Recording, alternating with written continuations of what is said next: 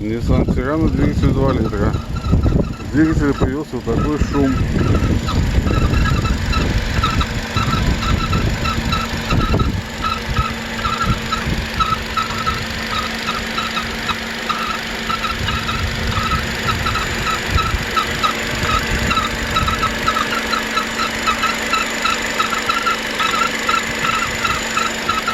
Кто-нибудь знает, из-за чего это? Какие будут причины данного звука?